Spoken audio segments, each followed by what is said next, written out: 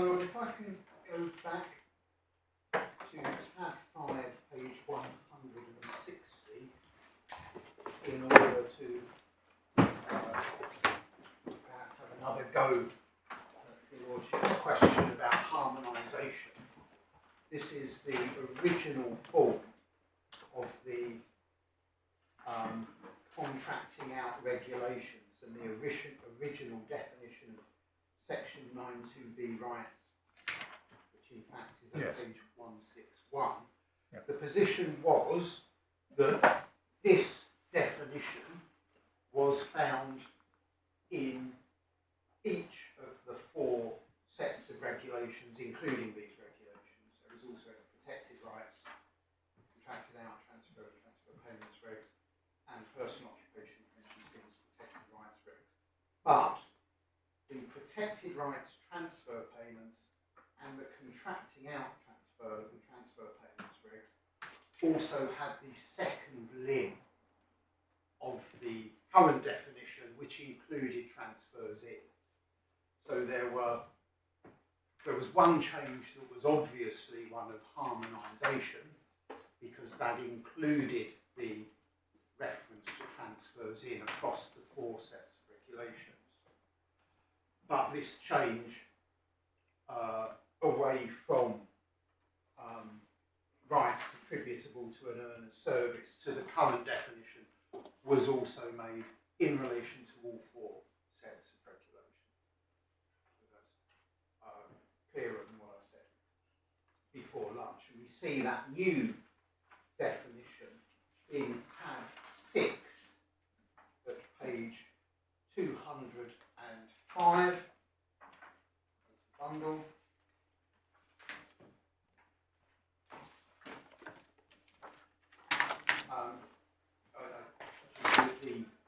The second limb dealing with transfer payments was in a slightly different form originally as well. So we're mostly concerned with the first limb of the definition as amended, which introduces the words rights to the payment of pensions and accrued rights to pensions. The focus has been on accrued rights, but in my submission what's really important is the reference to pensions, and what was being done was making clear it was pensions rather than ancillary benefits that were covered. There is no new temporal limitation here, and it refers to anything, any such benefits, so far as attributable to an earner's service in contracted out employment on or after the 6th of April 1997. So your case is that when defining section 92 rights there, the drafter was not turning his or her mind to the question of whether it was past or future service. But that was not the distinction that was sought to be drawn. Yes. The words accrued rights, the phrase accrued rights, can be used to mean what I have today, but it can also be used in contradistinction to pension in payment. So it's a current right, future payment, but it's the types of rights, both of which refer to pensions. So, if I understood this correctly, there are clearly 2 bits to this: rights to the payment of pensions and accrued rights to pensions. Do you accept, which I think is Mr. Stallworthy's position, rights to the payment of pensions means rights to payment of pensions now? Yes. So what does accrued rights to pensions mean in contradistinction to? It's a right to the future payment of a pension, but they are different in nature, because the right to pension, right to payment of pensions, is a right to an immediate payment. The accrued right is not a right to an immediate payment; it's a right to future payment of pensions. But once you say a right to the future payment of pensions, you are necessarily looking at the position at some moment in time What is the moment in time we're looking at? The moment of time being looked at by the expression as above by this definition as a whole is the period of time from the 6th of April 1997 onwards. The only temporal limitation is that the rights, which must be of one sort or another, must be attributable to contracted out service from the principal appointed donor, even if they are rights you are only going to earn in the future. So the essence of my submission is that accrued rights isn't being used there to say accrued today. To the date of amendment, but accrued to what date? Because you've accepted, indeed it's your submission, that accrued rights, in contradistinction to rights to payment of pensions, are rights to something which will be payment of a pension in the future. Now, I understand entirely that at any particular point in time, the 1st of January in any particular year, you can say, I've got a right to either to a pension payment or to a future pension. Yeah. But at that date, the only right I have to a future pension, which can properly be described as an accrued right, is what I've earned to date. I can't say I've got an accrued right to something which I'm going to earn in the future. So, what is the force of the word accrued when it's looking to the future pension, which is not yet in payment? So I do have difficulty with it. Yes. Well, one of the legislation uses the definition in relation to rights that haven't been accrued at the date anticipated by the specific regulations. So, as an abstract verbal, sorry, not an abstract verbal, as an abstract noun, it includes rights that you will earn in the future. And once you earn those rights, they will be either an accrued right to a pension or a right to a pension, to the payment of a pension. But they will be one or the other. But what's important, and what those words in my submission were intended to do, were to focus on the type of rights, which was either an accrued right to a pension or a right to payment of a pension. So are you saying, although I'm not sure that you are, that accrued rights means, in this phrase, means accrued rights from time to time as they accrue? I'm saying if one looks at just the words accrued right, that's what they will mean. But the definition as a whole encompasses rights that you will earn in the future whilst the scheme is contracted out. And if there's a temporal limitation, I would say it's whilst the scheme is contracted out after the principal date. Okay, I'm going to ask you another one. So, is it as simple as this, that you say this means rights to immediate payment of pension and rights to future payment of pension? Yes. Whether you have accrued them today or whether you're going to accrue them. Accrued seems a very odd word to use. Yes.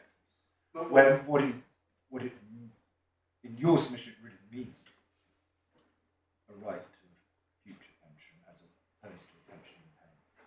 I don't understand what the force of the word accrued. Well, what was being done in my submission by this amendment is to say it's either right to future payment or right to payment now, whether you have already earned those rights or whether you're going to earn them in the future. Right. And it may be that earn is a better verb for me than accrue, because then you're using accrue twice in one sentence. Could I try another approach. If we stay with the words that appear there before the bracket on the first line, is the interpretation that you argue for achieved by the addition of words such as the ones that I'll read in? Rights to the payment of pensions and accrued rights to pensions arising during the period of the scheme. During the contracted out period. The contracted out period of the scheme. Yes. So you I don't know whether that's an accurate way of encapsulating your submission, but it's something like that. That was because what is happening here is attempting to regulate the content of the operation of the scheme, not just in relation to past service, but as you would argue, future service. That would be a conformable interpretation of accrued rights to pensions, meaning not just accrued from past service, but accrued and continuing to accrue. Yes, my lord.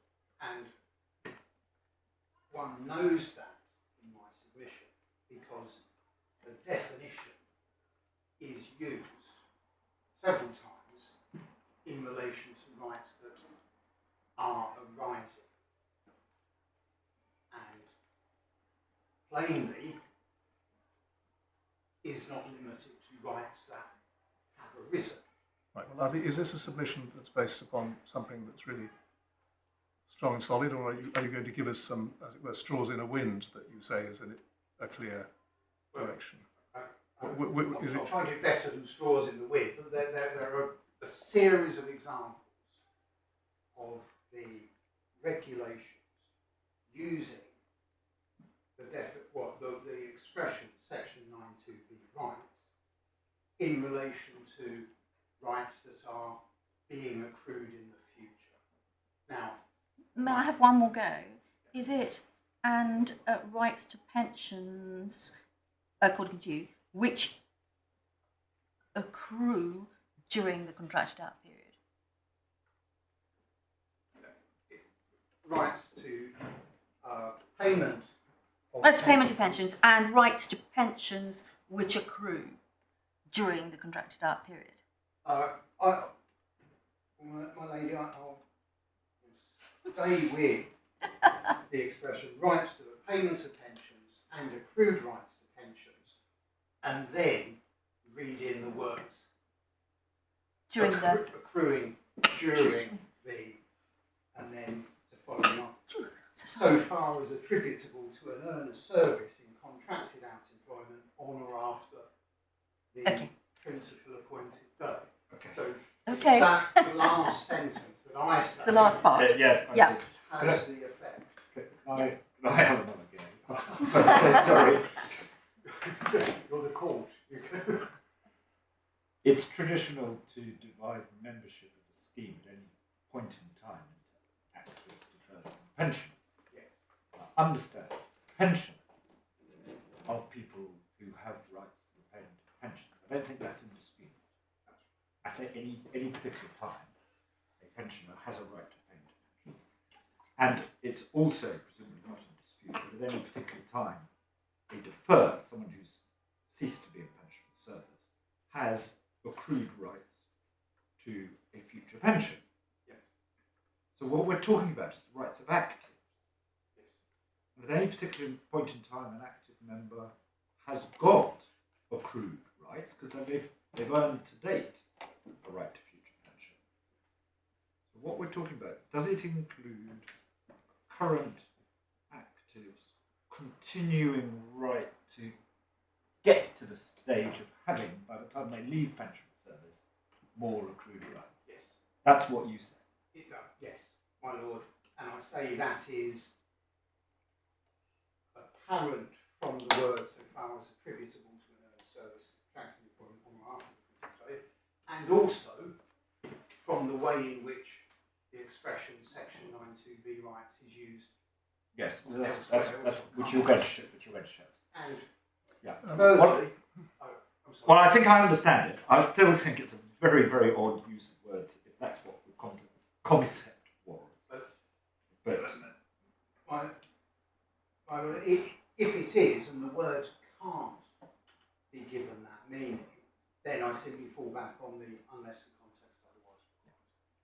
Sorry, could I just look again at the last clause Yes. in A? So far as attributable to an owner's servicing contract employment, on or after the principal appointed day. So when construing this paragraph as a whole, there is no attempt made to distinguish between an earner's past and future service. It's just service, and there's in terms of time, all that's considered is on or after the principal appointed day, with no limitation in terms of the period going forward from that date. That's what I.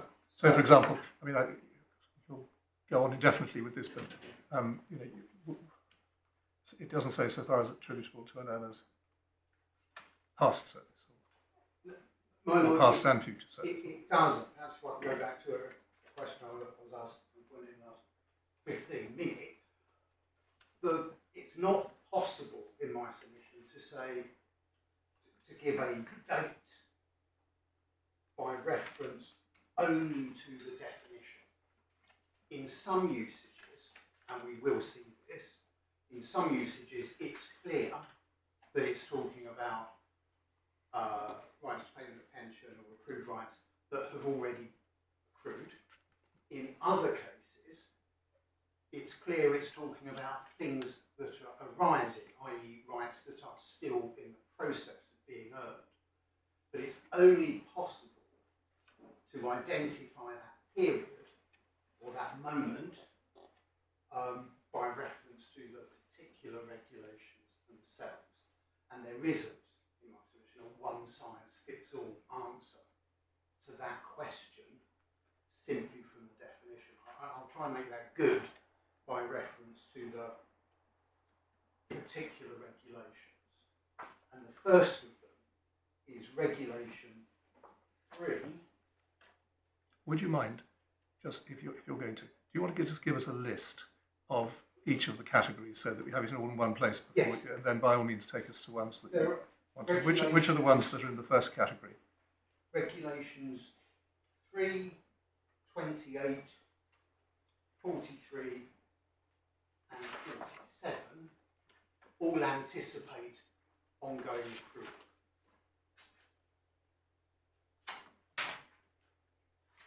Regulation 20 and Regulation 42 itself, albeit in relation to protected rights rather than Section 92B rights, it uses the entitlement rights, are both examples of the regulations that make clear they're dealing to some extent with rights that have already been earned at that moment. So they're the two types of usage to which I would draw attention, and my submission underlying them both is that when the regulations intend to mean rights that you've accrued at the date that regulation is being applied, it says so. When it intends it only to be benefits to be earned in the future, it will say so. And when it doesn't, it can mean both or either. So, taking those in turn, Regulation 3 deals with a notice of intended election. This is at page 206. So this is before someone has contracted out. So there can't be any Section 92B rights that have already been accrued. And Regulation 3.1 C is at the top of page 207. It makes a particular provision notice to various people. This will include the insurer.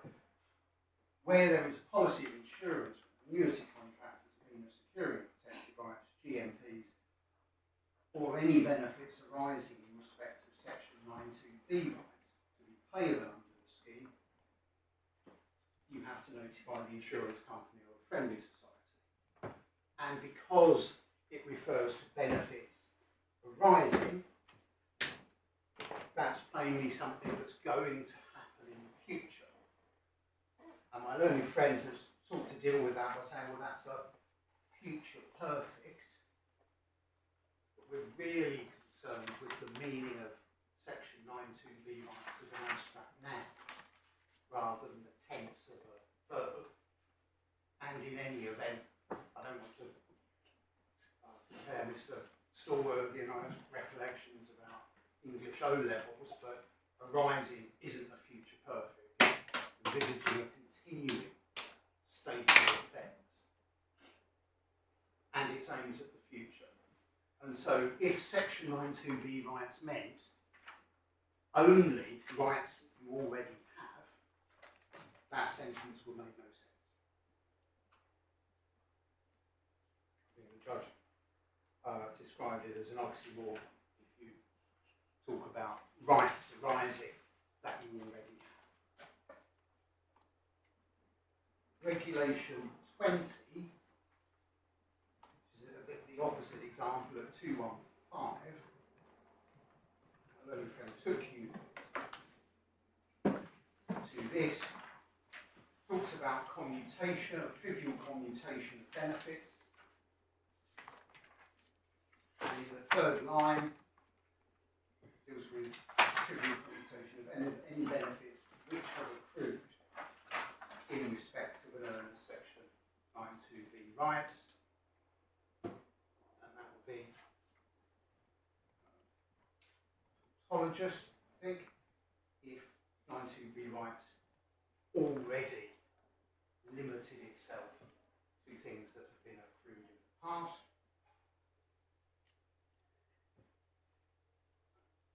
Two pages on, Regulation 28. This deals with service in salary-related schemes where someone isn't going to accrue additional benefits because, for example, they've reached a 40-year cap. But they can stay in contracted out employment and benefit from the reduced national insurance contributions if they satisfy this test. And at 28.2c, they have to, I should start in that again, 28.2 has various conditions. So their existing service must have qualified them for benefit up to a limit imposed by the scheme. The annual rate of the pension must be not less than half of the pensionable earnings. So you have to have at least 18's accrual on a 40-year limit. And then it says total benefits payable under the scheme, ignoring voluntary contributions, are the same as or more favourable than guaranteed minimum pension, and any benefits arising in respect of Section 92B rights which the earner would be entitled in respect of service in that employment. And the gist of it is, if you're already doing better than you would do if you were accruing more rights under a contracted out scheme. But what's important here is it's talking about 92B rights to which the earner would be entitled. So not only is it dealing with an ongoing or future position, it's also dealing with notional future service benefits. So it simply cannot be limiting the meaning of the noun, Section 92B rights, to things that you already have, because it's dealing with rights that you're not going to get, but you would otherwise have got in the future. Regulation 43, these are all much of the muchness, but I'll come back to 42 obviously. 43 deals with the termination of periods of contracted out employment, and there are exceptions. Usually, if your contract of employment expires or is terminated, your contracting out is treated as having ceased, but there are exceptions to that. One of them is dealt with at subparagraph 5, which is on page 224, and this is where the employer dies or ceases to be the employer, but the business is taken over by a new employer. And you will see that the first example is the earner's service after the change of employer continues to qualify him for guaranteed minimum pension, section 92B rights or protected rights as the case may be. So again, it is expressly dealing with a continuing situation and cannot be limited to rights that have already accrued. Regulation 47 is the last of the examples I'll use before I go back to 42. Regulation 47, that is at page 227, which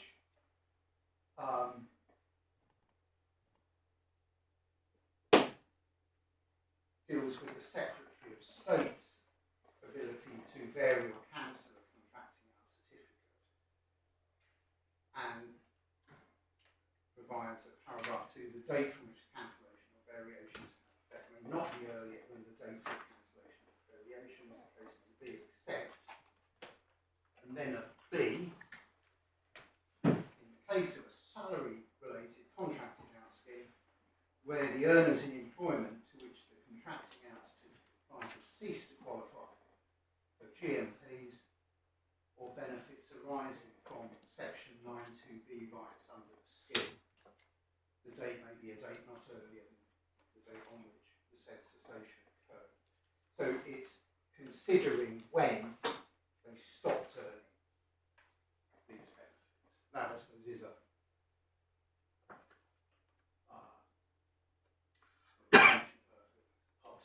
but that's an example of when ongoing accrual of rights is anticipated, because it's if that ongoing accrual of rights is no longer taking place that this regulation is satisfied. But that's why I say, in terms of the expression being used, it's often used in circumstances that necessitate continuous, ongoing accrual. And I say that's because the definition should be read sufficiently widely, although it may seem a strange use of the words accrued rights, but we can get away from that. Or simply because the circumstances have otherwise required when one's dealing with that situation. Now, going back to regulation 42, which is the regulation at the heart of the appeal. This is at page 22, the heading title is page 221, but really at page 222. Subparagraph 1 really changed the approach that had been anticipated, as my learned friend said, rather than saying regulations will tell you what you can do, it said that the regulations are going to tell you what you can't do instead. So it's reversed the approach. But 42.2, which we're dealing with, so it's rules of a salary-related contracting out scheme cannot be altered in relation to any Section 92B rights under the scheme unless various things have taken place. And so, in terms of context, what's being considered here, we say makes perfect sense if it includes future service benefits, because the accrued rights, or the rights to pensions in pay or payment of pensions, and the accrued rights to pension that you will have after a change in the rules are going to be different to the accrued rights or rights to payment of pensions that you would have had without that change. And that's the change, a change that's being considered by this provision. And going through the three sub-paragraphs in turn, first of the things that must be done before a change can be made to the rules is that the trustees of the scheme have informed the actuary in writing of the proposed alteration. Now that, I say, is important because one of my learned friends' safeguards is the requirement on the trustees, achieved also via GN 29, that the trustees must tell the actuary if they're going to make a change. But this provision deals with what happens if they haven't told the scheme actuary. And on the appellant's case, there are simply no consequences, no adverse consequences to them for not doing what they're required to do. And that's difficult in my submission to square with paragraph A, subparagraph A. Subparagraph B is that the actuary has considered the proposed alteration and has confirmed to the trustees in writing that he's satisfied the scheme would continue to satisfy the statutory standard in accordance with 12A. Now, there's nothing there at all that's limited to past service benefits, and it indicates in my submission very clearly that it's directed to future service benefits. That is the approach under 12A as interpreted, as given effect via GN 28. The fact that the trustee is required to tell the scheme actuary of the proposed alteration, in my submission, doesn't make it very onerous to find out what the actuary thinks. And it is a relatively straightforward step. I will ask the court to turn to the supplementary bundle of documents.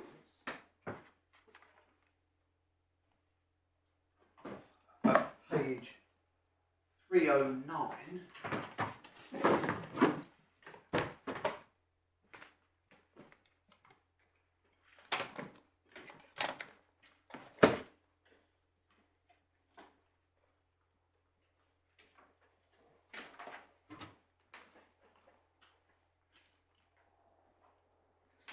And in fact, this is rather more formal than would be needed, but it's not a very onerous requirement. It's a certificate, signed, qualification, and obviously writing. It's very helpful to set those things out, but it's not an onerous requirement. And this is the certificate that was obtained for the 2010 deed. Actually, in passing, I'll comment that the 1999 deed, which is the one with which there is a potentially an issue, it did purport to make changes to both past service benefits and future service benefits. And so, insofar as there wasn't a certificate obtained in 1999, that certainly wasn't because it was thought it was only needed far as one's aware, it wasn't obtained in relation to past service benefits either. And there you've taken us to the certificate, but in the body of the deed itself, inevitably, one might think there's a reference at clause 7 Yeah. to the certificate. Yeah. And that is a sensible thing to do. Yes, there are all sorts of variations. Sometimes there's just a preamble that says we've got a certificate. Yeah. Some recital of some kind, or Yes, all sorts of things. But putting the certificate in the deed itself is very sensible, as why there's no problem with 2010. But that, going back to Regulation 42.2b, there are various ways in which those requirements won't be satisfied. One is that the actuary hasn't been asked, but that's really dealt with under paragraph A. Another is the actuary has given a view but not in writing, or the actuary may not have been asked for a view, or just hasn't got round to giving one, or has actually said, no, these new benefits won't meet this test. But on all of those cases, in all of those examples, my learned friend's argument is that the non-compliant new benefit package can be introduced anyway. We say that simply doesn't fit with the primary legislation, the purpose of the legislation, which is to protect members' rights, ensure the national insurance rebate is being given appropriately, and to ensure that people are building up the correct benefits for their old age on the back of that national insurance rebate. We haven't actually concentrated at all on the particular amendments which are in issue in this case. Ought we to know what they are, what they did? Well, the main ones involve revaluation, but no point's ever been taken in relation to that. I think there are also some changes to death in service benefits, but no issue is being taken on the other direction in relation to those, because they're not section 2B. They're outside the scope, as it were. And the change to revaluation would affect both existing past service rights and future service rights, or only future service rights? As I understand it, it would have, well, had it been valid, it would have affected all rights, but it wasn't valid anyway because of section 67. So it would not have. it didn't have any effect on past service rights because it failed to comply with section 67. Yeah, right. So the only putative effect it could have is on future service rights. That's why we're arguing about it. Thank you. Could I just as there's been a pause and not at all to, sorry, but there's some unfinished business on that. Yes, my own friend, Ms. Seaman, is going to deal with that in her. Thank you. Absolutely not to blow another hole in your timetable, but just going back, if we may, to 205 and the 92B rights definition. I'm just considering what if you were a draftsman might be necessary in order to achieve the result that you seek. If one was to say rights to the payment of pension and accrued rights to pensions from time to time, yes, that's would the words from time to time give the sense that you attribute to this definition? It may help, I suspect. Mr. Stallworthy would still say no. No, I understand that. I'm not. I mean, Mr. Stallworthy will quite understand that I'm not expressing a view here. I'm only trying to see what the argument that he has to defeat is. Yes. And accrued right to pensions from time to time. From time to time, or whenever accrued, or either of those. Yes, that sort of sense. Or provided accrued whilst the scheme's contracted out. Okay.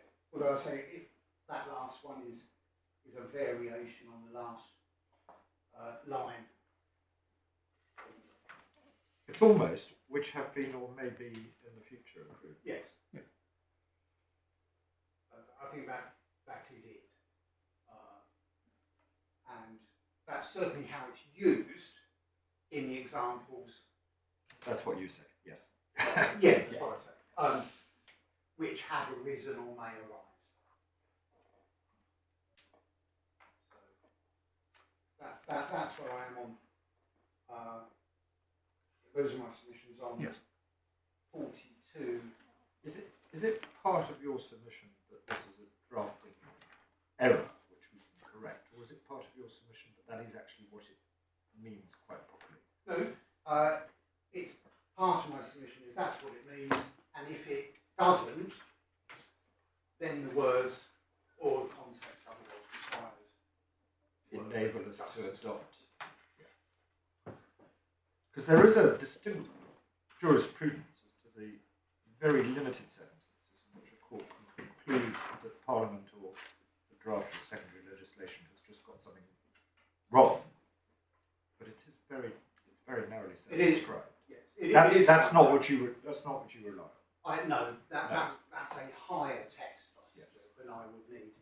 You need to show if the claim has been an error exactly what the alternative would be. Whereas I say if the context requires something else, then it's much easier. I see. Thank you. Going back to 42.2 on page 222, the final provision or the final requirement is that the alteration does not otherwise prevent the scheme from satisfying the conditions of section 92B of the Act. And that's not aimed at the reference scheme test. That's aimed at one of the other requirements, either in the Act itself or in the supporting regulation. I'll give two examples. One example is thinking back to section 92BB, and that's the reference. Section 40. Section 40. And so a rule amendment that meant the employer-related investment requirements no longer applied would be caught, I say, by the requirement of subparagraph C. Yeah. And the way that would work is this, and this is in the supplemental bundle of authorities.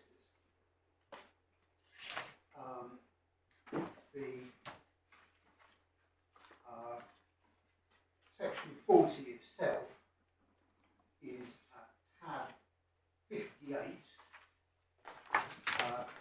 and that's either at page 1265. The sequential numbering is, I have it at page 3 of the PDF, and it's the restrictions on employer-related investments.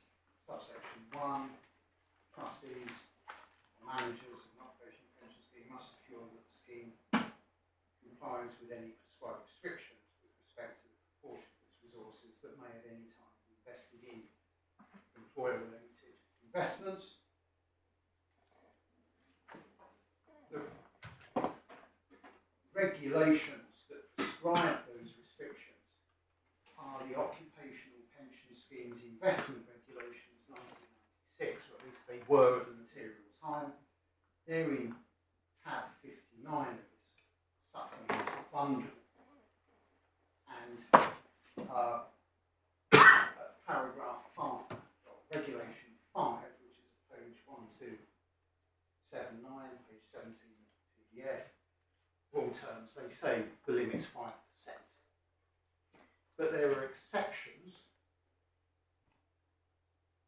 at regulation 2, and in particular regulation 2.2, this is at page 1278, 16 of the PDF. Regulation 5 doesn't apply to schemes have fewer than 12 members, but also the rules of which provide that before any investment of the resources of the scheme is made, each member shall agree in writing to the making of that investment. Pausing there, if the rules of a scheme were changed to include such a rule, that would take them outside the restrictions of section 40, and it would mean they could no longer comply with section 92B, and therefore regulation 42C would bite. And obviously that wouldn't just be in relation to past service benefits, that would affect the scheme as a whole.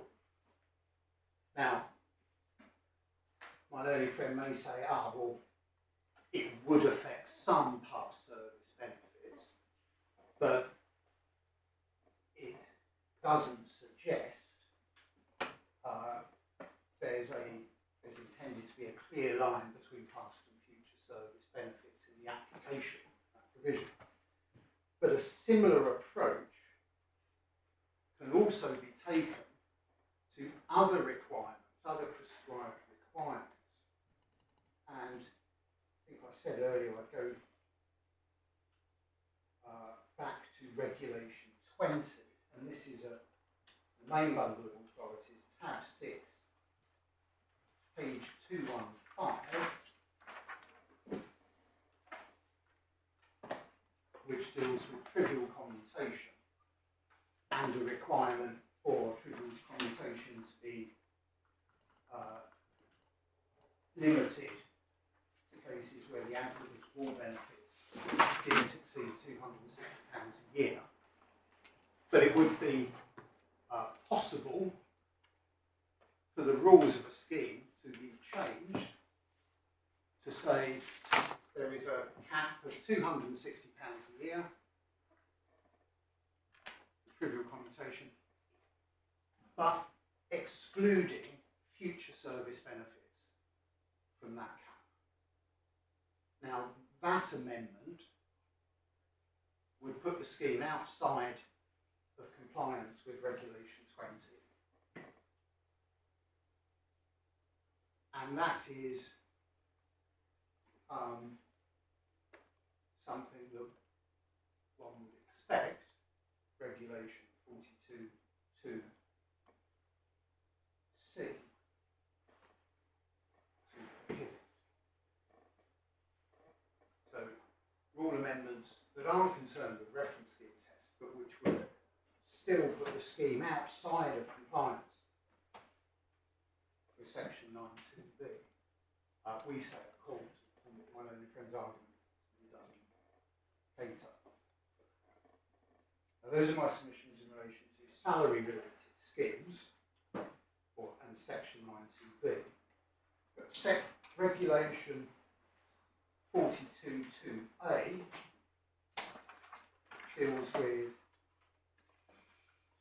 protected rights, schemes contracted out under section 93. And as Justice Nugee said, my only friend, this morning, on his case, the reference in the introductory 2 lines to protected rights would itself limit things to past service benefits.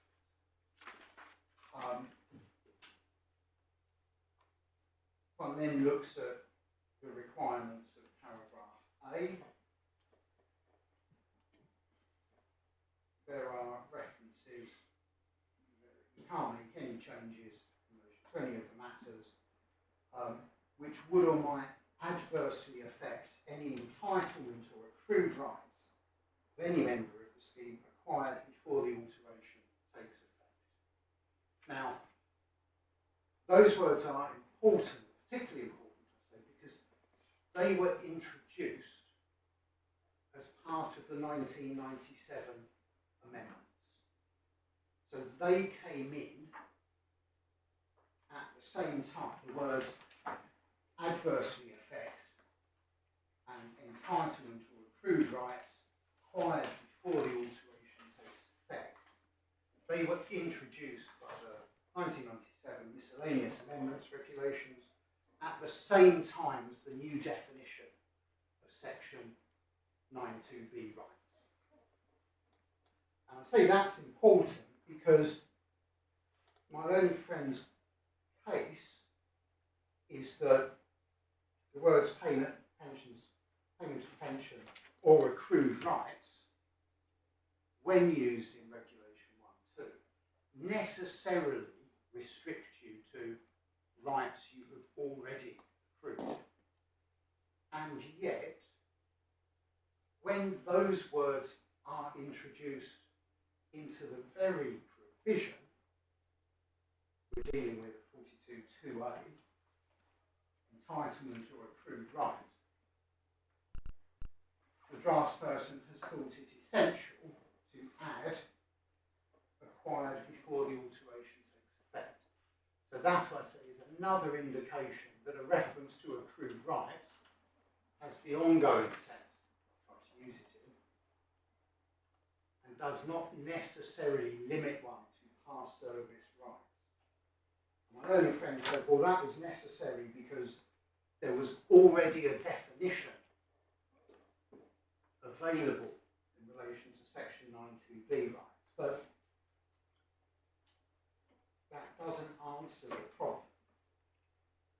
Because here, the words entitlement or accrued rights are found in the very sub-paragraph. There's no suggestion that the context might require something else, and yet we still see an express limitation. My point I make is when it's meant to be limited to things you've already earned, even when there's an expression of accrued rights. Why does paragraph 2a limit the protection of members' money purchase contract debt schemes to their past service rights? It only does that in relation to paragraph A. Paragraph B covers future service rights. Right. So what's the point of paragraph A? Why doesn't it just say anything which affects protected rights? Well, paragraph A just prohibits adverse amendments. It allows you to make. Why doesn't it say you can't adversely affect the people's protected rights, past or future? It seems odd to single out little a, the rights already acquired. It gives them special mention if, as you just said, paragraph B has the effect of picking up all the other protected rights that you may get in the future. Yeah. Paragraph B deals with slightly different matters. Because paragraph A just says you can't make these rights worse. Yes. Paragraph B says you can't do anything that means you no longer comply with the requirements of contracting. And so, for example, your Lordship referred to the provisions as to calculation of benefits that can't be less favourable than the calculation of other benefits under the scheme, other non-purchase benefits under the scheme. And you wouldn't be able to change that in my submission going forwards. My only friend doesn't agree with that, but that just leaves a huge gaping hole in protection offered in non-purchase schemes. Do they also have to be recertified every 3 years? There's no reference to the scheme actuary having that role in relation to. It's much simpler, the test you have to satisfy for money purchase benefits. You just have to make sure the minimum payments entitle you to benefits on a non-discriminatory basis. Yes, and it's an objective test. So it's do you satisfy it or not, rather than a test that requires the Secretary of State to be satisfied and requires the scheme actuary to certify in order that the test is met. Indeed, there's no reference to an actuary in little 2a of Regulation 42 at all. No, like it's the scheme's just entirely. It's slightly reminiscent of a theory which the Supreme Court said was wrong, that you never need an actuary in a money purchase scheme. But by way of example,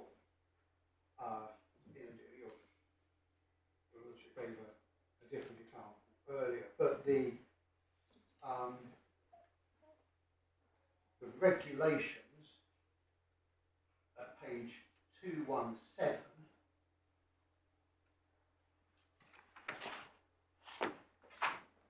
set out the requirements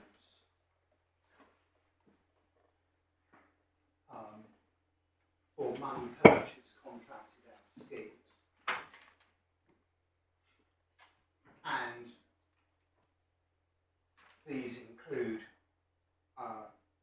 Regulation 30, subparagraph 1A. There's the same reference to employer-related investments, but then at C, the rules of the scheme must require certain things, notifying the insurance company or minimum payments to be invested within 1 month. Second of those is probably a better example. That 42(2)(a), subparagraph B, would prohibit a change in the rules so that minimum payments didn't need to be invested for future service to such a timetable. Another example, one looks at Regulation 9, which is at page 274. I'm not sure. Yes, tab 9, page 274. These are different sets of regulations. These are the protected rights regulations. Regulation 9 deals with suspension, forfeiture, and Section 32 of the Act, 1983 Act, says you can only forfeit protected rights if permitted by regulations or something to that effect. Paragraph 2, for purposes of Section 32 of the 93 Act, circumstances in which the rules of a scheme may provide for a payment in effect to a member's protected rights to be forfeited are: trustees or managers do not know the address of the person to whom the payment should be made, and the person of at least 6 years has elapsed from the date on which that payment became due. So that's the requirement in order to be contracted out. You have to limit forfeiture to those narrow circumstances. If an amendment was made that purported to allow forfeiture for future benefits, contrary to those terms, that would be caught, I say, by paragraph 42(2)(a)(b). We're moving from regulation to regulation. Can you just situate us as to where you are in the argument? I can say almost at the end of my references to regulations. I'm going to make one quick further reference to 42(2)(b), which again is at page 222 behind tab 6. And again, this is, I don't think I went over this earlier today, but paragraph 42(2) capital B deals with changes in relation to GMP, and again there's a reference to any entitlement or accrued rights of any member of the scheme acquired before the alteration takes effect wouldn't be necessary if accrued rights are already limited. And again, those words are added in by the same 97 amendments. If for the course note, the original version before the amendments is at tab 5, page 178, but the form changes slightly, but they are the words: adverse amendments, and entitlement or accrued rights. I should say it uses entitlements rather than payment pension, because the money purchase rights can be, for example, the right to an annuity rather than necessarily the right to a pension. That's what I want to say in relation to the legislation. I'm going to move on now to GN28 because it assists with 2 points. First, it states very clearly that the scheme actually must confirm in writing that the scheme will continue to satisfy the test before the rules of the scheme can be changed. Paragraph 5.2. Secondly, it makes clear its respect to the test.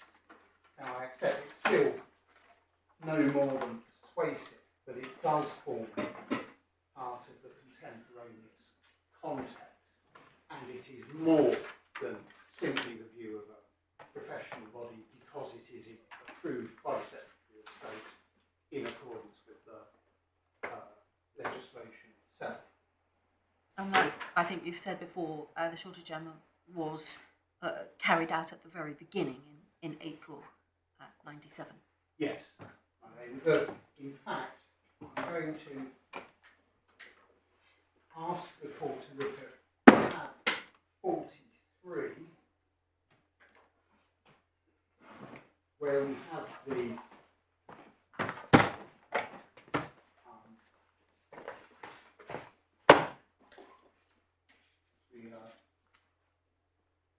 erred on the side of caution by providing each iteration of the guidance notes, but they are all quite short. Tab 43, which is at page 1102, is the version that was version 1.1, effective from the 17th of March 97.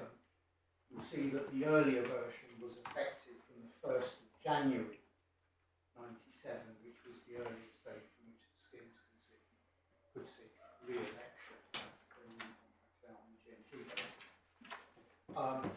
But although it's not clear exactly when this version was approved, it must have been more or less contemporaneous with the regulations. Been taken through paragraph 2, I should say the first, paragraph 2.1 is the first certificate.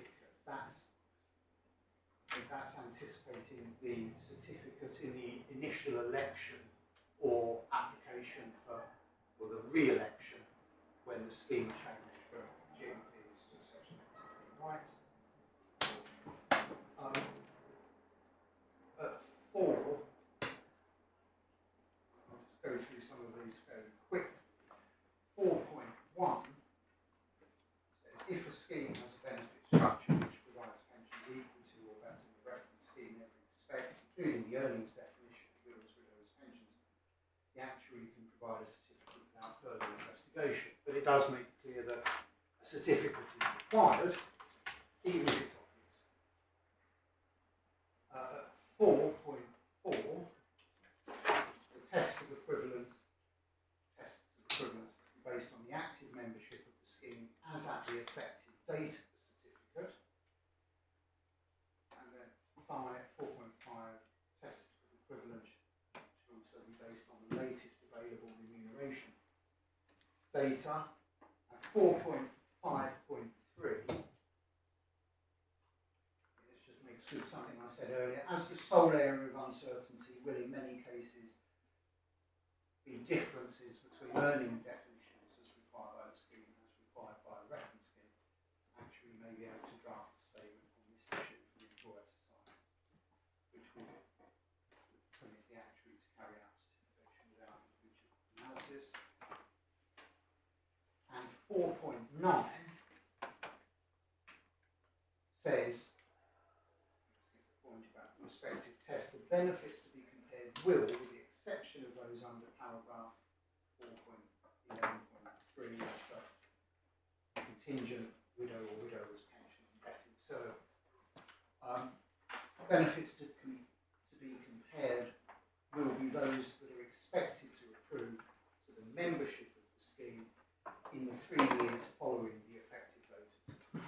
So that's the respective test. And then 5.1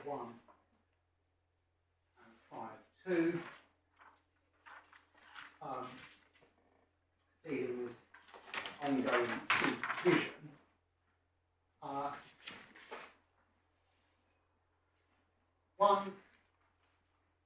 is the whole of 4's dealing with the first certificate only? No, it's No, dealing it's with with all certificates. the application of the reference scheme test. Yes, So perhaps that I should have made clear. And then 2.1 deals with the first certificate, and then 2.2, 3, 4 deal with ongoing certificates. And so all of those exercises must comply with GM28 and carry out a reference scheme test in this way.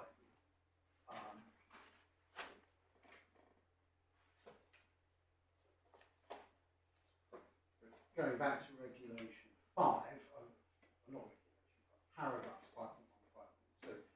I said 5.2 is very clear statement of what the position is, not at all limited to past service benefits.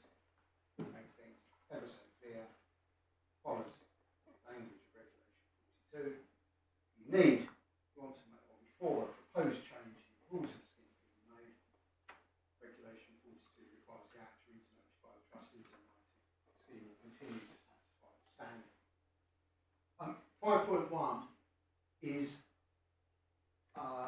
less straightforward in my submission. It's not clear that it's aimed at regulation 42. It doesn't mention regulation 42. One quirk, perhaps, is that 5.1 doesn't deal expressly with changes to the rules of the scheme.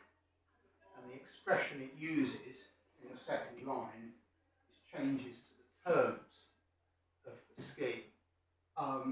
If it wasn't pensions litigation, you might be right, it's all much of the muchness, but terms doesn't tend to be used in a different fashion in the 93 Act. It tends to be used in relation to, for example, contracts of employment or contracts with insurance companies. Section 19, Section 160, which are at pages 60 and 113 respectively. And it may be that what it has in mind are terms that are quite common, and in fact are found in this scheme, where the employer has the power to designate certain parts of remuneration as being pensionable and other parts as not being pensionable. And so that will change the terms on which pensions are earned without changing the rules of the scheme. But it seems to me that really doesn't matter, because what's said of 5.2 only is directed to regulation 42 and is... You say it's clear, but Mr. Stallworthy said, and I think he's probably right, that however clear it is, it's inaccurate as a matter of law, because regulation 42 doesn't require any change in the rules of the scheme to be passed across the actuary's desk. It only requires changes which affect protected rights. Yes. So you could have changes to the rules, say, as to the composition of a trustee body, which had absolutely nothing to do with the benefits structure. But reading Guidance Note 28 in full, which deals with the adequacy of benefits, it's pretty clear, that's the title. I see. It's pretty clear that it's dealing with a reference scheme text, which is only concerned Yes. with rights to pensions of the earner and their spouse. So, now I only have a few other points to make. The first, sorry, I did say I dealt with the legislation. I dealt with the contemporaneous legislation. I need to deal with later amendments. These are of limited importance because they do no more than show what the department thought was the purpose of the legislation. getting on for nearly 20 years after the event. So it's not contemporaneous at all.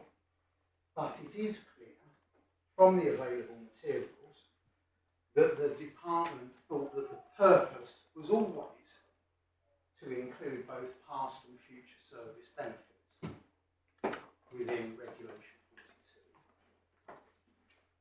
42. It's clear that the amendments were made because of a perceived problem with applying the reference scheme test to past service benefits. The amendments were intended to limit the reference scheme test to future service benefits and exclude past service benefits from the application of the reference scheme test because of its prospective nature. Although I should say by this stage, GN 28 had been revoked and instead the various provisions were put into a schedule of the regulations. But finally, amendments were not thought or intended to extend the reference scheme test to future service benefits for the first time in the context of Regulation 42. We haven't actually been referred to the relevant material. No. We just identify what it is. Yes, I've made the points, Yep. and now I'll go through the materials. It starts with the consultation document, which is at tab 51A, Yes. which is at page 1212.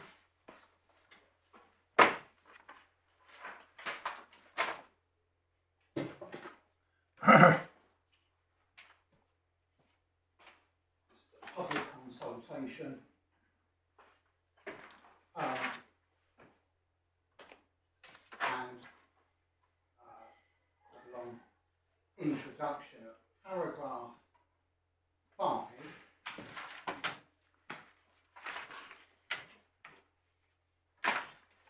which is on page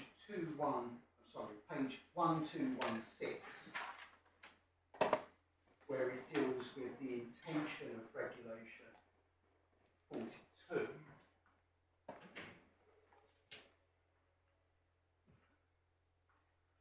Can be more clear. The intention of Regulation 42.2 is to ensure that any benefits to be accrued will still meet the reference scheme test following a prospective rule change, and also to ensure that benefits already accrued will still meet the reference scheme test following any retrospective rule change.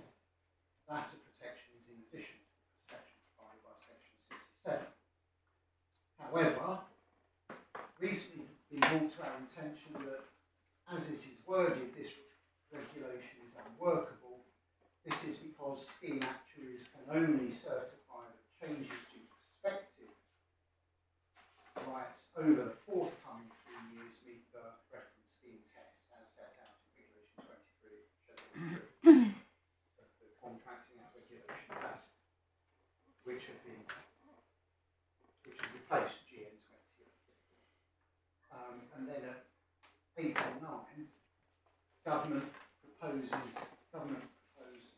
clarify Regulation 42 in respect to Section 93 rights by amending the wording to reflect the prospective nature of the reference scheme test, bringing in reference to Section 67, etc., to protect those rights.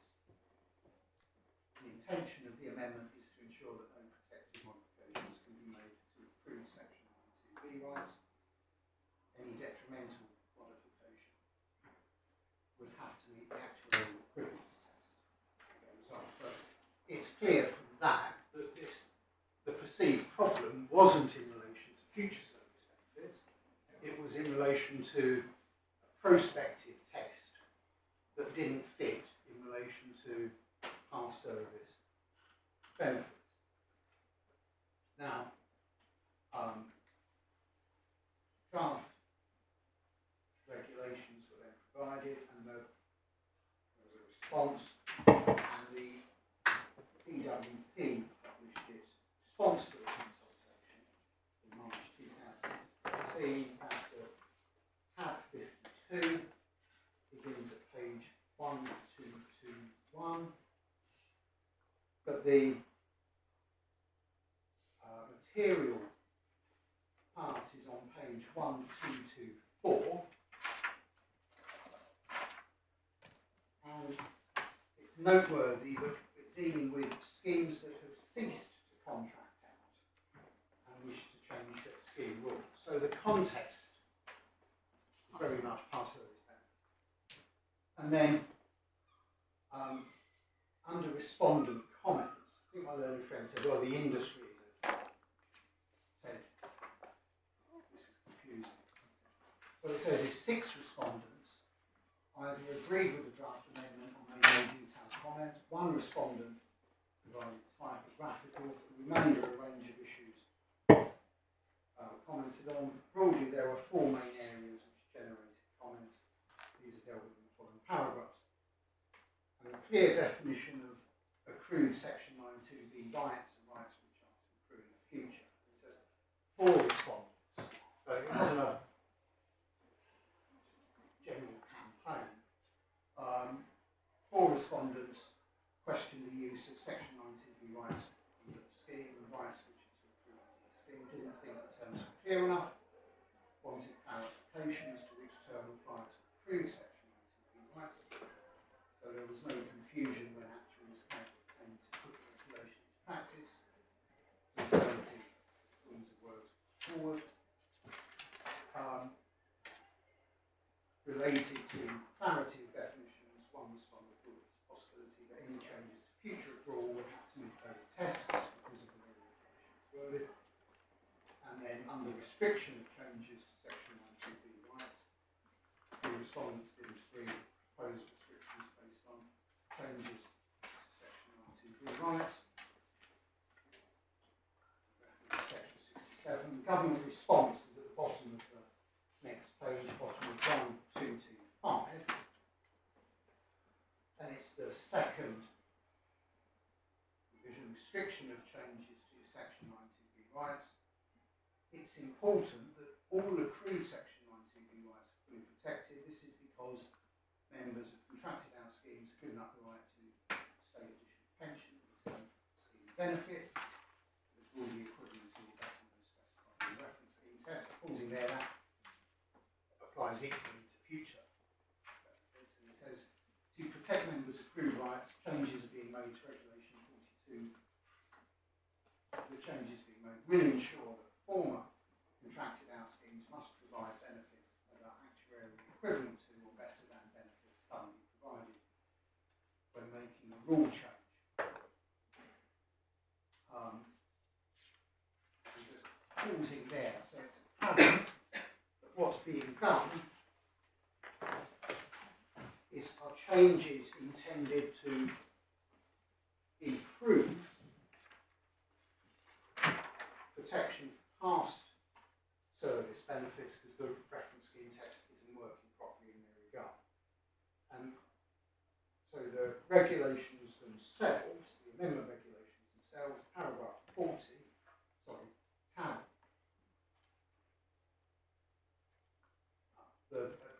40, page 0987, we have the explanatory memorandum to the occupational and stakeholder pension schemes miscellaneous amendments regulations, which are the regulations that made changes.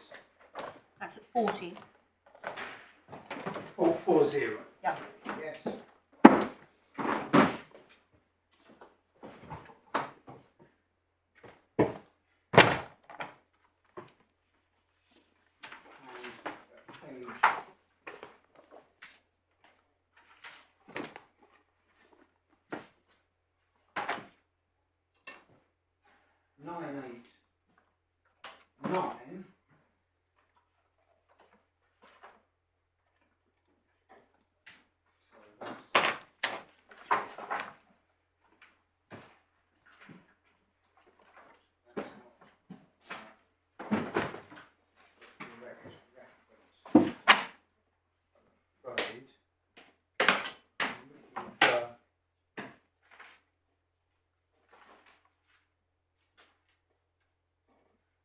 I is the reference, isn't it? Changes It to is the Regulation reference. 42.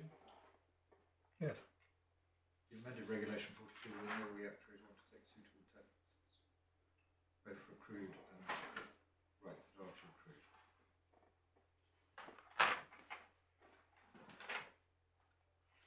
Yes. Yes. I think there's a reference somewhere to the test remains. There is no. The test remains a reference scheme test as set out in section 12A. Yes. But there was no suggestion that the test was being extended for the first time to future service benefits.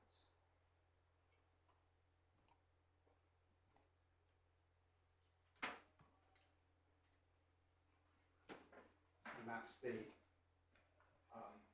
point. The change that was being made was never thought to be a change bringing future service benefits within the scope of this regulation for the first time. It was always said it was intended to cover both, but because the reference scheme test was forward-looking, it didn't work properly in relation to past service benefits. And it was that wrinkle that the amendment sought to make. So insofar as what the department thought 20 odd years after the material time, what the department thought was the purpose of the legislation was to include coverage of future service. And what is the status for construing something that took place in 1996? A statement by the department in 2013. Very objective was X. Very modest indeed. It is. I don't think it's any longer heretical because its subsequent amendments can be taken into account on the basis that it's a strong thing to find either Parliament or here. Right, but we're at the outer reaches of the solar system. Oh yes. Right. I think it really doesn't take one very much further. But there I am really responding to my own friend's point rather than saying this is why I should succeed. Now just a few other matters. There have indeed been a number of articles on this point since Mrs. Justice Baker gave her decision. They've all said it's an important point. It's quite wrong to say they all expressed consternation. You know, the court has many of them, some of them written by people who are here. Some of whom went out of their way to be neutral. And so certainly didn't express a view as to what we described as consternation. Lots of people said it was important. Some people did say they didn't like the decision. I'm not suggesting for a moment that they're anything other than entirely disinterested observers. But it doesn't matter. Some of them said it would be a good opportunity to review all your past schemes and we'll be happy to help you do it.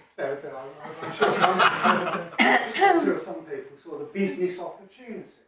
But there are all sorts of things. But what one cannot construe legislation on the basis that some people now think they may not have complied with it some years ago. Is it of any relevance at all if we were persuaded that there might be horrendous consequences and a huge amount of anticipated costs? Is that of any relevance? Well, there's only anticipated costs because it wasn't done at the time. Yes, but the reason it wasn't done at the time, Mr. Stallworthy suggests, is because people read it and looking at the plain words on the page, they thought accrued rights meant past service rights. But it must be no evidence of that.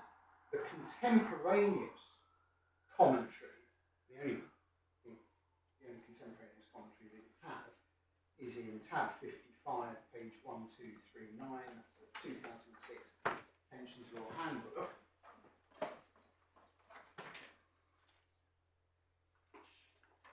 Contemporaneous with what? I'm sorry, I missed that. Contemporaneous with what? Well, this looks like 10 years later. Oh yes, 10 years later, but at least it's during the material period. It's an article that a firm I'm not going to name wrote 3 months ago. But it did show what people thought at the time.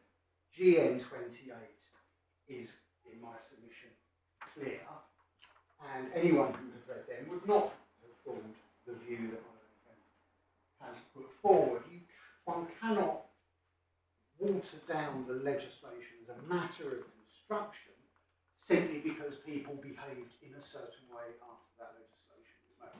The technical answer to my Lord's question is no, what happens afterwards isn't going to be. In fact, some of the apocalyptic assumptions may have been misplaced. My learned friend reserved his position on whether, on the facts, the triennial valuation would have solved the position going forward anyway. But that's quite an interesting point. We're not concerned with that.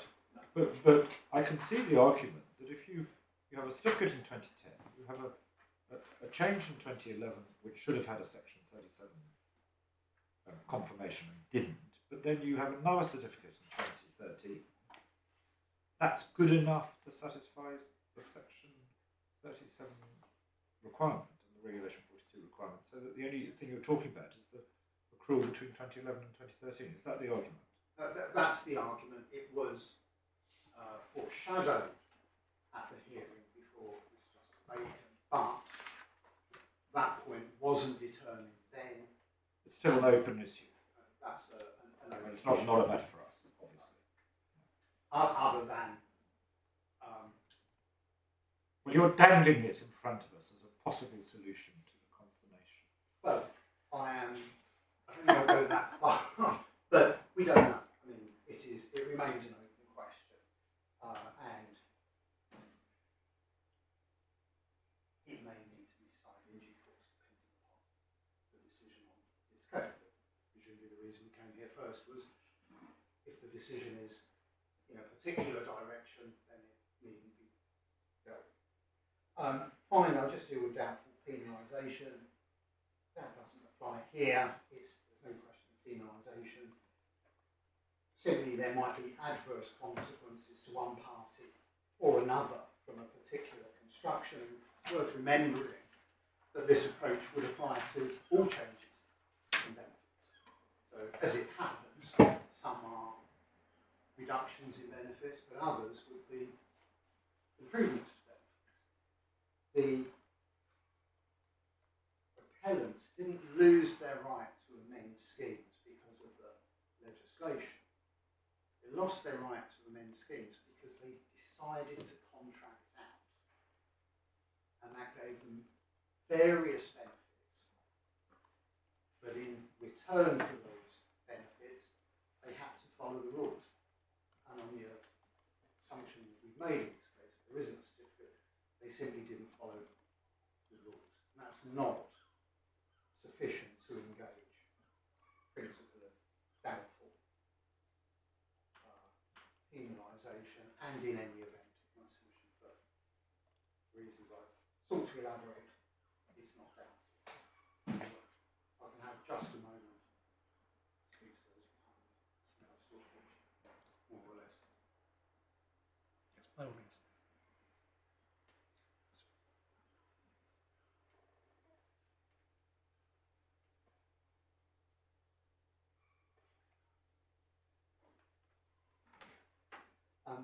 Unless I can assist further with those. No, thank you very much indeed, Mr. Shaw. Yes, Ms. Seaman. Thank you. So I appear on behalf of the current trustees of the plan, the first and second respondents, and we are neutral parties to this appeal. We are responsible for administering the plan in accordance with what is determined to be the correct and valid deed and rules. As I explained in my skeleton, I am not here to make any substantive submissions on the issue raised by the appeal, which obviously raises questions of the wider interpretation of a statute. But I am here to ensure that the court is neutrally informed about the implications to the plan from the issues raised. And I've set these out in my skeleton argument, but I can highlight some of the key points briefly if that would be helpful. Thank you. So the focus is on the plan's second definitive deed and rules, which is dated the 8th of March 1999, and that's found in the supplemental bundle at tab 9, page 219. It's possibly helpful if we at least have open your skeleton argument paragraph 3. Is that the scheme that you're following? Yes. You're at the March 99. Yes, that's correct. Yes. And as my learned friends have said, we're proceeding in this appeal on the assumption that no confirmation from the plan actuary was obtained in relation to the purported amendments that the 1999 deed and rules attempted to introduce. The plan was a contracted out salary related scheme, and just for the court's note, it did have the relevant certificates given on behalf of the Secretary of State from the date that the reference scheme test was introduced, from the 6th of April 1997, and that is found in the supplemental bundle at tab 8 at page 218. And those certificates are reissued for every 3 years. So going back to what the 1999 deed and rules attempted to do, they did alter the rules of the scheme in relation to what we are calling section 9.2b rights, in particular on revaluation to deferred pensions, which are increases that are applied to deferred pension benefits before the date those benefits come into payment to protect against the effects of inflation. And the 1999 deed and rules covered both past and future service, because if you look at clause 2 of that deed on page 223 of the supplemental bundle,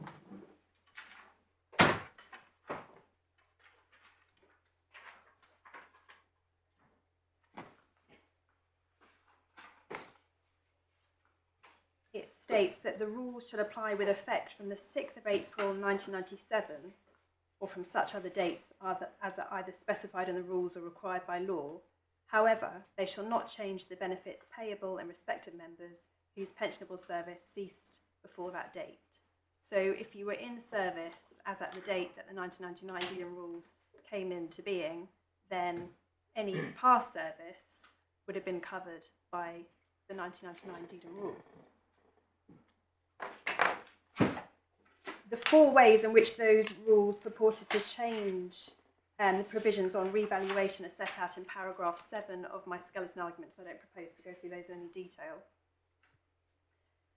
The trustees are currently administering the plan on the basis that these deed and rules are valid, but it's accepted by the company and the trustees that these rules cannot adversely affect benefits earned by service before the date of their execution, given the fetter on the scheme's amendment power, which is found in clause 31 of the 1990 deed and rules, which, for your notes, is in the supplemental bundle at tab 7, page 147.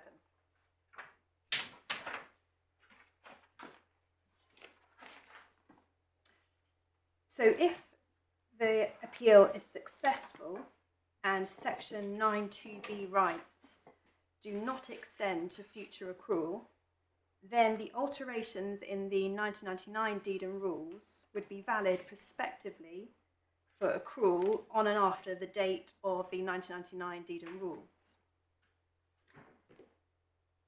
But as things stand, not for service accrued before that date, for those members whose service is governed by the 1999 deed and rules. So, for example, the 1999 deed and rules would be void and irrelevant for any underpin that is applied to pensionable service accrued before the date of the 1999 deed and rules, as set out in paragraph 12 of my skeleton.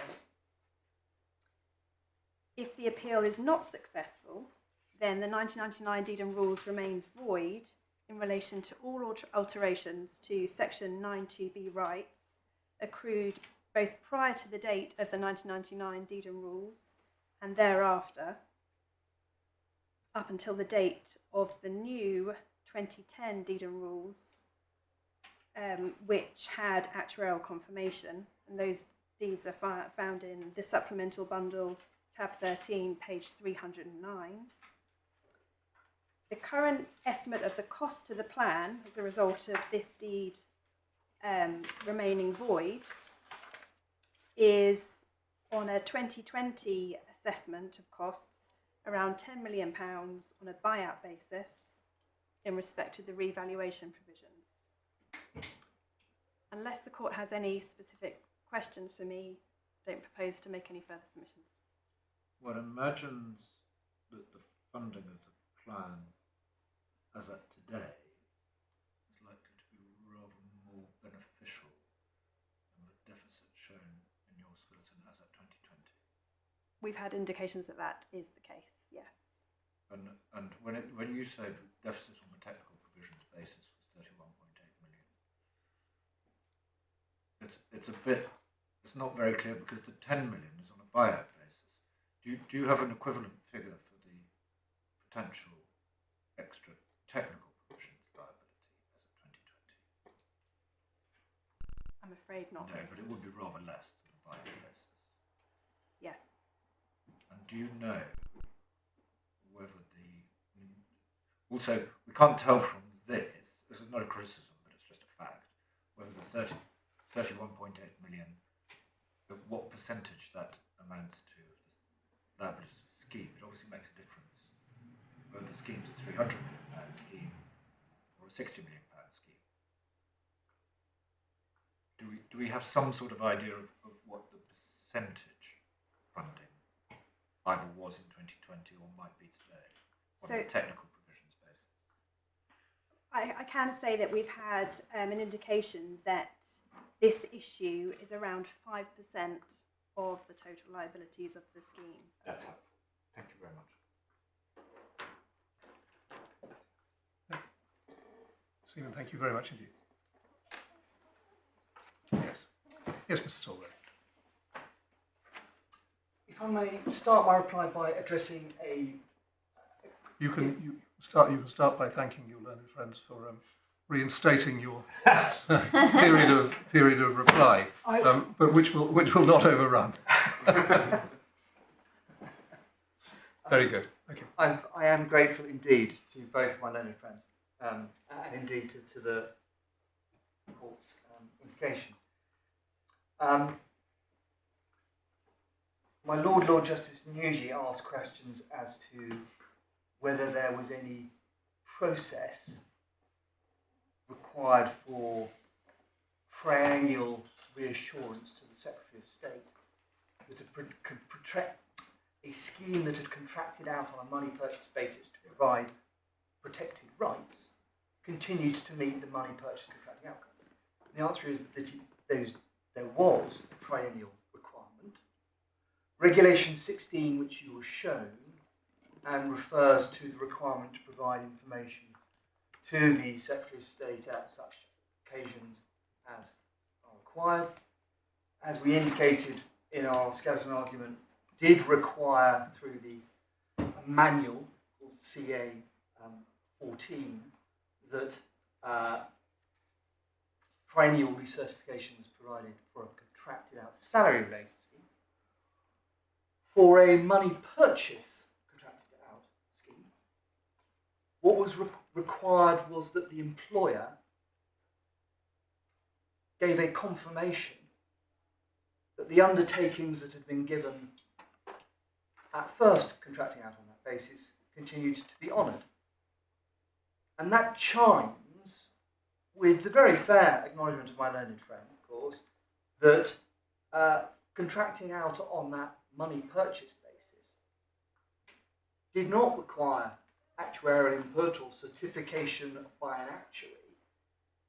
It merely required an undertaking,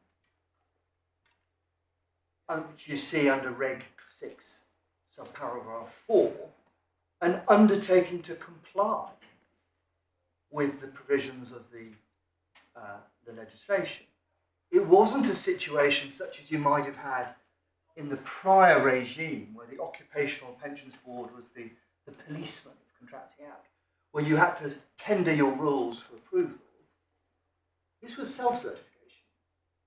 You wrote in... And it's fairly simple in relation to money purchase. There's a minimum amount, which is the equivalent of the national insurance rebate. You calculate it and you say, this is the minimum amount we're contributing to the scheme, and it's invested properly and you get an annuity. Absolutely, my lord. As my learned friend said, it's an objective fact. Therefore, in terms of the ongoing supervision, it still happened, and you still had the sanctions regime. If you didn't do what you were asked, then the Secretary of State could cancel your certificate with retrospective effect. So that does, we still say, fit with our proposition that there was a wider regime supervising contracting out, including for money purchase arrangements, and that all that was required was a different and greater protection in respect of past service rights, their protected rights. That was the first point I wanted just to try to assist with. The second was just to flag one point, lest it is escaped remark hitherto. My learned friend made much of the requirement for an actuarial certificate, both at the very beginning of contracting out and triennially thereafter. But I would just focus on the fact that those are certificates, which is deliberately different language, and we say for a reason, from that which is required by Regulation 42, paragraph 2. It doesn't talk about certification, it just talks about confirmation. I wouldn't want you to be lulled into any sense that Reg 42.2 in effect required recertification by the actuary, such as is given triennially or at the beginning. It's a different and obviously lesser thing, we say. The third point I think I should just take in reply is a response to the suggestion that my own friend, that there'll be circumstances where the actuary isn't ever told, and where the actuary, even if is told, never will have to consider whether or not the reference scheme test was satisfied for the past. And we say, with respect, that's not right. You've seen, you've seen section 47, subsection 9, and been referred to regulation 6. And I pointed out that there were civil penalties imposed if people failed to give the actuary information relevant to the fulfilment of his or her functions. And that undertakings were given under guidance note 29 to the actuary to give that information. And the obligation was then placed on the actuary under guidance note 28 to do something with the information supplied, not exclusively under paragraph 5.1, but you'll recall under 2.5 that whenever informed of a change, he actually has to do something. And paragraph 5.1 tells you exactly how. It doesn't, it says whenever, I should give you the actual wording.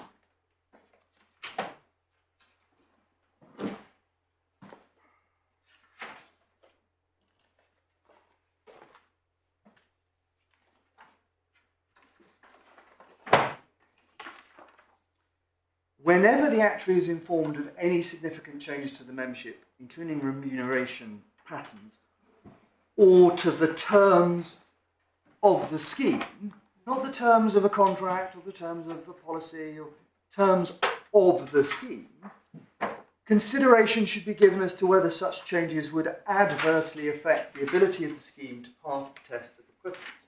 In such circumstances, the actuary should be satisfied that it would have been possible to certify that the scheme satisfied the test of equivalence immediately following the relevant changes.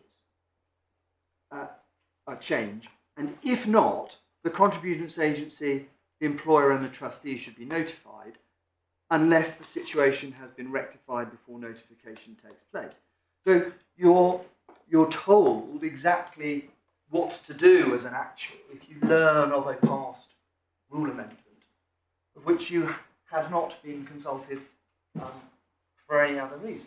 You looked back and you applied the reference scheme test prospectively from the past date of the change. It would have been possible. Amongst other matters, of course, that means that those respondents to the 2012 and 2013 consultations who suggested that it was unworkable, indeed the DWP in saying it's unworkable, were, with respect, wrong. 5.1 told you exactly how to do it. But it was clear that there was confusion, certainly on the part of the DWP, and seemingly on the part of respondents. And just to pick up one point about that consultation process, of course, I don't rely upon it as showing the intention or the purpose of the legislation at the time. Indeed, I disagree with what is said. But what I have suggested is that it gives very clear indication as to what the defined term ought reasonably to mean, because it's exactly how it was used by the DWP and the Secretary of State in the amended regulations that were produced. But it wasn't a question of 4 people responding to the consultation. Of course, the respondents were organisations who are listed at page 1, 2, 3, 4 in the bundle, which were many prestigious organisations, including the Institute of Actuaries, the Society of Pensions Consultants, the Association of Pensions Lawyers, a great load of very sophisticated respondents who were expressing these views. And again, we suggest it can't reliably be thought that the regulations don't work with our interpretation of the defined term, because most of the regulations remained entirely unchanged after 2013 in circumstances where we say the defined term clearly was being applied exclusively to past service accrual. And in fairness to my friend, who is always very fair about such things, he didn't suggest for one moment that the defined term was being used in those amending regulations to cover anything other than past service accrual. As regards his submissions on Regulation 3 and Regulation 28, I'm not going to deal with those orally, having regard to the time, but I would just mention that we address Regulations 3 and 28 in our skeleton at paragraph 47B to D, because they were particular regulations and in his skeleton he had identified on which he would rely. But as regards the references to benefits arising in respect of Section 9(2)B rights,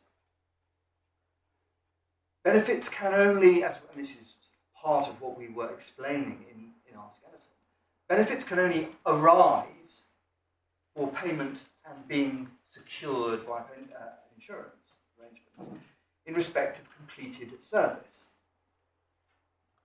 And if it was suggested that Section 9(2)B rights meant all future accrual, and it was just those were pensions accruing under a contracted act scheme, there would have been no need for any extra words about benefits arising in respect of. You could have just said Section 9(2)B rights. And Regulation 3 is about securing the benefits under an insurance contract. Such a contract only secures benefits once earned. The other provisions that my learned friend referred to, as he suggested, notwithstanding their continued presence in the 2013 edit of the regulation, were, for example, Regulation 43, subparagraph 5. And if you turn to Regulation 43, subparagraph 5, which is on page 224, you can see that it is dealing with a very specific scenario indeed. It is dealing with a case where an earner's employer ceases to be the employer in relation to the earner's contracted out employment, and his business is taken over by a new employer. In those circumstances, the earner's service in contracted out employment under the old employer may be treated as continuing under the new employer. It's about the fact that you can have continuity of contracting out if, and then you come to what is said in A, the earner's service after change of employer continues to qualify him for guaranteed minimum pensions, Section 9(2)(b) rights or protected rights, as the case may be, and in my submission, those are all past service rights, under the contracted out scheme by virtue of which he qualified in the past for such benefits or such rights before the change. It's ensuring that your new employer can be treated as responsible for your past service rights under that scheme that it now sponsors, provided that the earner continues to qualify for the same protected rights under the scheme.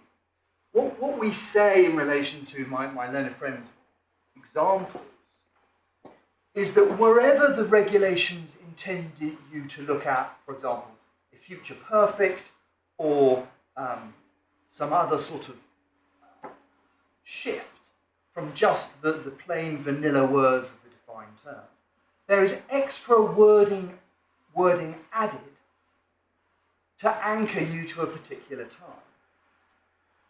Absent any extra wording indicating a different anchor point,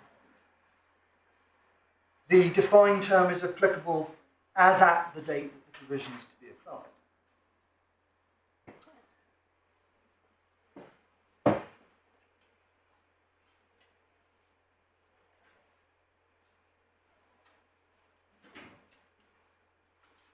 My lord, my lady, unless there are any further points that I can help with, those are my submissions. No, thank you very much.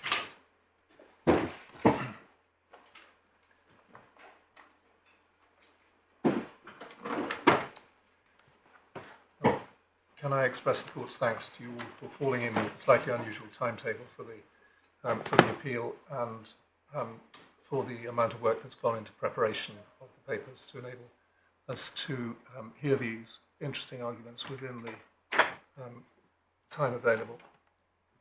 We will obviously take some time to consider these arguments and let you have our judgments and our decision in due course.